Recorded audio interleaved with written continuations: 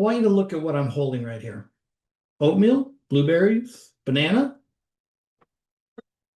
Conventional diabetes advice says that breakfast is a problem. Too many carbs. I followed that advice for years, and my A1C did not show it because the carbs weren't the problem. The fat coating the muscle cells was the problem, and nobody told me that. Today, I want to show you why. Which carbs help you, which ones hurt you, and how eating this way actually lowers your A1C, whether you're a type 1 or a type 2.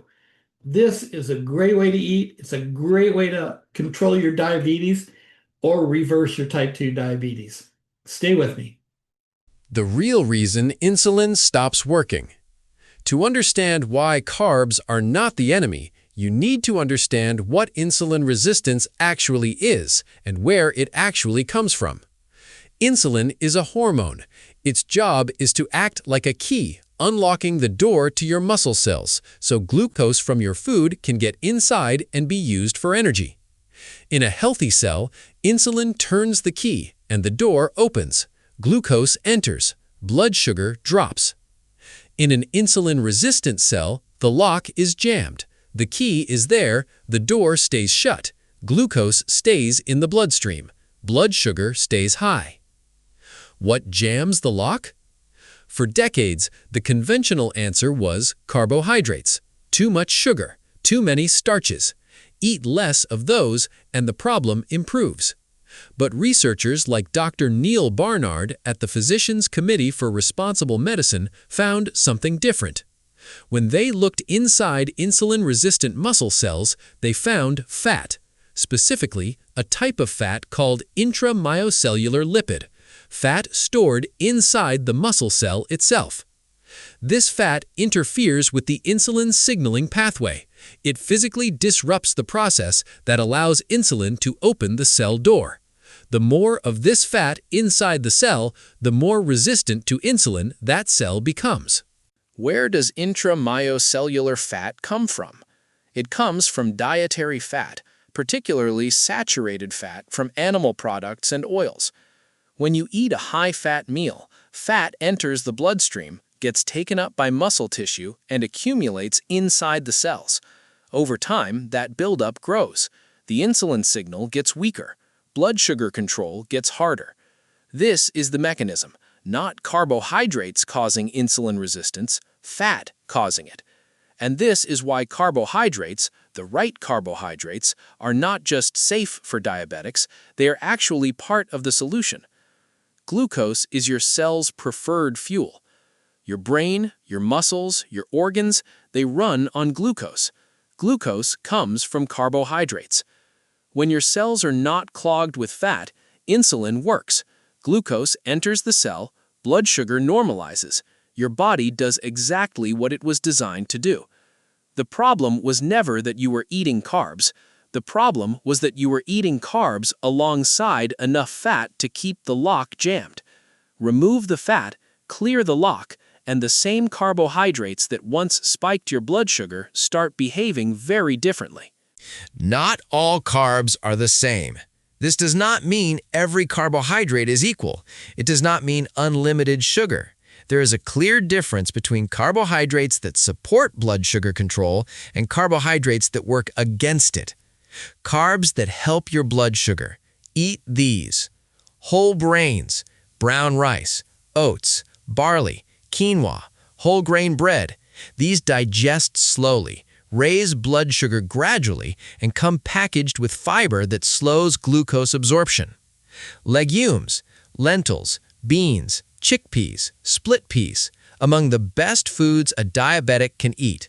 High fiber, high protein, low glycemic impact. Starchy vegetables, sweet potatoes, corn, winter squash. Whole form, not processed.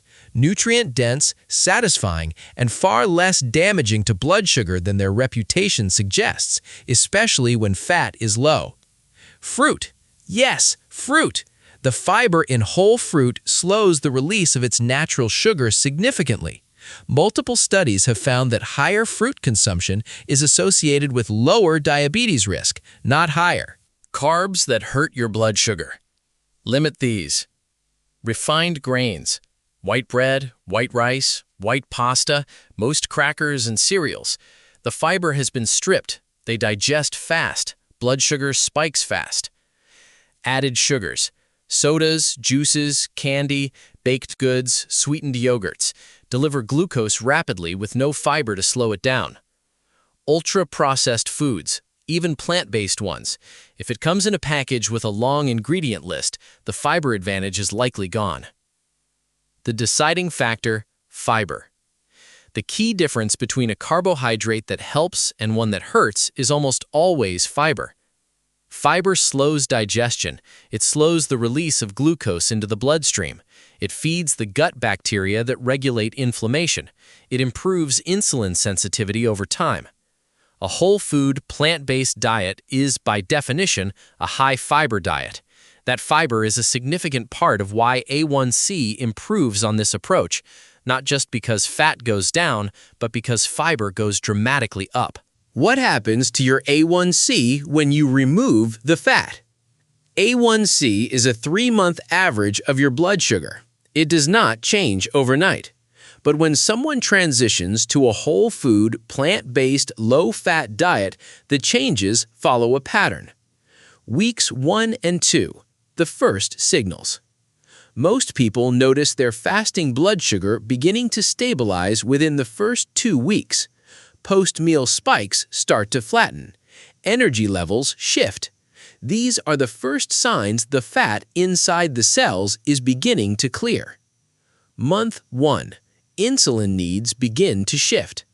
For type 1 diabetics, insulin requirements often begin to decrease. The same dose of insulin starts to work more effectively. Blood sugar becomes more predictable. For type 2 diabetics, fasting glucose numbers frequently improve enough to be noticeable on a home monitor. Note for type 1 viewers: any change in insulin needs must be managed carefully with your doctor. Lower insulin requirements are a positive sign, but they require adjustment, not guesswork. Months 3 through 6, A1C moves. This is when the A1C number begins to reflect the sustained change. In the NIH-funded study comparing standard diabetes diets to whole food plant-based eating, the plant-based group saw significantly greater A1C reductions along with better cholesterol, better weight, and lower inflammation in every measurable category.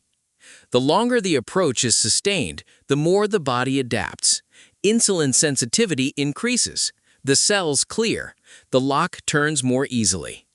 For type 2 diabetics, complete reversal, A1C below 6.5 without medication is possible and documented.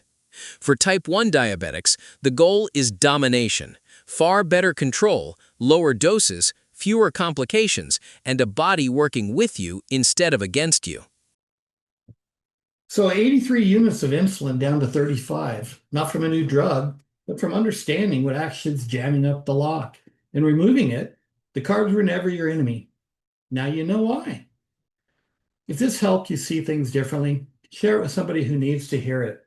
And subscribe, please, because this is exactly what this channel is built to do.